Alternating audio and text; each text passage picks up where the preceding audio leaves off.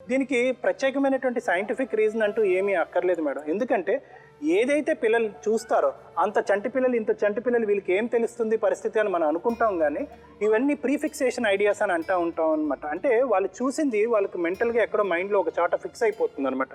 Fix అయిపోయినప్పుడు ఏంటంటే సంగీత జీవితంలో ప్రత్యేకంగా ఎలాగైందో ప్రేమ అనేటటువంటి లోపం జరగటం వల్ల తను ప్రేమించేటటువంటి వ్యక్తి ఎక్కడుంటాడు అనేటటువంటి వెతుకులాట్లో వెళ్ళి ఒక ఆకర్షణకు లోనైంది. మీది 3 నెలల పాటు నెలకొకసారి ఒక అబ్బాయిని హెయిర్ కటింగ్కి తీసుకెళ్తూ ఏర్పడినటువంటి ప్రేమ అయితే కాదమ్మా ఇది. అయితే ఏంటంటే ఇంట్లో లభించినటువంటి ప్రేమ, ప్రత్యేకంగా తండ్రి దగ్గర నుంచి లభించినటువంటి ప్రేమ ఒక విధమైనటువంటి లోటుపాటు ఇది ఉంటుందన్నమాట.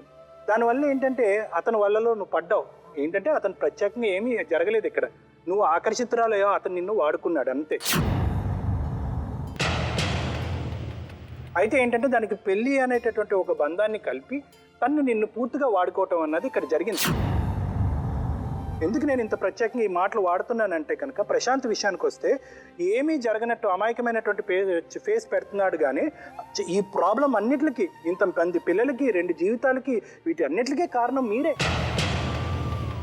ఎందుకు ఇప్పుడు ఏమీ జరగనట్టుగా ఏదో ఇప్పుడు ఇద్దరిని చూసుకుంటాను అని అంటున్నారు, కానీ మీరు అప్పుడు ఆ అమ్మాయిని ప్రేమించినప్పుడు కానీ ఆ అమ్మాయిని పెళ్లి చేసుకున్నప్పుడు కానీ ఆ తర్వాత ఈ అమ్మాయిని ప్రేమించింది పెళ్లి చేసుకున్నప్పుడు కానీ మీ ఇండివిజువాలిటీ ఏమైంది అనేటటువంటిది ఇక్కడ ఉండేటటువంటి ప్రత్యేకమైనటువంటి ప్రశ్న. నేను ఎప్పుడు ఏమంటానంటే ప్రేమించేటటువంటి యువకులకు ప్రత్యేకంగా నేను చెప్పేటటువంటిది ఏంటంటే ఫస్ట్ మీరు ఏ స్థానంలో ఉన్నారో అనేటటువంటిది కనిపెట్టండి. ఇప్పుడు మీ స్థానం ఏంటి? మీకు 30 ఇయర్స్ వచ్చినాయి, మీకంటూ ఒక ప్రత్యేకమైనటువంటి వ్యాపారం లేదు, మీ తండ్రి ఇచ్చినటువంటి సెలూన్ షాపు అదే మీకు దిక్కు, అతనికి పెరాలసిస్ వచ్చింది, మీ తల్లితో గొడవలైనవి, ఇప్పుడు అది కూడా మీకు లేకుండా అయిపోయింది, మీ బ్రతుకు తెరువు ఏంటి? అంటే ఏంటంటే ప్రేమించటం పెళ్లి చేసుకోవటం అన్న చాలా ఈజీ, లైఫ్లో సెటిల్ అయ్యి పెళ్లి చేసుకోవటం అన్నది చాలా కష్టం. అందరూ ఈ రోజుల్లో ఉన్నటువంటి యువతులందరూ కూడా గుర్తు పెట్టుకోవాల్సినది. అలాగే సెటిల్ మీ పర్సనల్గా మీరు మేము సెటిల్ కాలేమో అని అనుకున్నప్పుడు ఎంత ప్రేమించి ఎందుకు పెళ్లి చేసుకోవడం? మీ అమ్మా నాన్న చెప్పిన వాళ్ళే చేసుకోండి. ఇప్పుడు మీరు ప్రతిదానికి మీరు ఒక రీజన్ చెప్తున్నారు. ఇప్పుడు అమ్మాయిని ఎందుకు అలా చేశారంటే మా అమ్మ చెప్పింది, ఆ అమ్మాయి ఎందుకు సంతకం పెట్టించుకున్నారంటే మా అమ్మ చెప్పింది. అలా కాదండి, ఎక్కడ పోయినా నాకు ఫోన్ చేసి అవును సార్ మీరు ఫోన్ మీరు అటెండ్ చేయాల్సిన అవసరం ఏముంది? మీరు అమ్మ ఏమండి నేను ఎక్కడ ఉన్నా కానీ పంపించేదానికి. అవును పంపించినా నేను రాను. మీరేం మేజరు ఇష్టపడి పెళ్లి చేసుకున్నారు, ఒక డెసిషన్ తీసుకున్నాక తల్లిదండ్రులన్నా అనుకోవాలి, వైఫ్ అన్నా అనుకోవాలి. మీరు మీ అమ్మా నాన్న కాదని చేసుకున్నప్పుడు అమ్మాయికి సెక్యూరిటీ ఇవ్వాలి, కానీ మీ అమ్మా నాన్న ఎక్కడ పడితే అక్కడికి వచ్చారు, ఫోన్లు చేశారు అని వాళ్ళు మాట్లాడితే కరెక్టే సార్. చేసేసి తప్పు చేసేసాను నేను చెప్పేది కొంచెం అర్థం చేసుకోండి ప్రశాంత్. చేసేసాము తప్పు చేసేసానంటే కాదు. ఇప్పుడు 2 పిల్లల్ని కన్నారు అక్కడ, మళ్ళీ చేసుకుని 2 పిల్లల్ని కన్నారు ఇక్కడ, మీకే టికానా లేదు టీకి కాఫీకి, మీకు 4 పిల్లలు. మీ అమ్మా నాన్న ఇల్లు వదిలి పొమ్మన్నారు, మీకు ఏ రైట్ ఉందని మీ అమ్మా నాన్న దగ్గర నుంచి ఏం తెచ్చుకోగలరు? అంటే చాలా ఈజీగా చెప్పేస్తారు. అట్లీస్ట్ మిమ్మల్ని చూసా 10 మంది నేర్చుకుంటారని చెప్తున్నాం.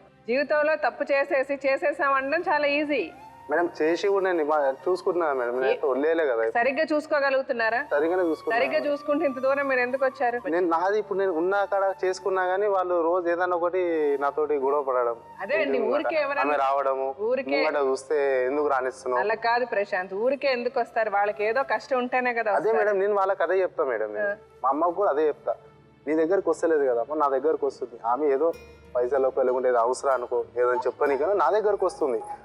నువ్వు అంత ఎక్స్పెరిమెంట్ కావద్దు కదా, ఆమె వచ్చినప్పుడు నువ్వు అంత గొడవ పడేది. మీరు చేసిన తప్పు ఎంత పెద్ద తప్ప మీరు అర్థం చేసుకుంటారని చెప్తున్నాం సార్. చెప్పండి. ఇప్పుడు మీరు చాలా తెలివైన వ్యక్తి. నేను ఒకటి మీ అందరి తెలివితేటలు ఇందాక నుంచి మనం విశ్లేషణ చేస్తున్నప్పుడు ఏంటంటే మీరు సమాజం గురించి బాగా అవగాహన ఉన్నటువంటి వ్యక్తి, ఏది తప్పు ఏది ఒప్పు అన్నీ తెలిసినటువంటి వ్యక్తి, మీరు తెలియనటువంటి వ్యక్తి ఏం కాదు. ఇటొచ్చి ఏంటంటే జీవితంలో అనుకున్న పద్ధతిలో మన అందరూ కావాల్సినటువంటి పద్ధతిలో ఇప్పటికీ మీరు సెటిల్ అవ్వలేకపోయారు. వీళ్ళిద్దరి సంగతి ఏంటంటే వీళ్ళిద్దరు అమ్మాయి తండ్రి చనిపోవటం వల్ల, ఆ అమ్మాయి తండ్రి ఒక పోషణ లేకపోవటం వల్ల వీళ్ళిద్దరి యొక్క మానసిక ఎదుగుదల పూర్తి స్థాయిలో లేదు. అంటే ఒక విధంగా ఏంటంటే వీళ్ళ తెలివితేటలకు సంబంధించి మీ ఇద్దరి కంటే 2 రెట్లు తక్కువ ఉన్నారు.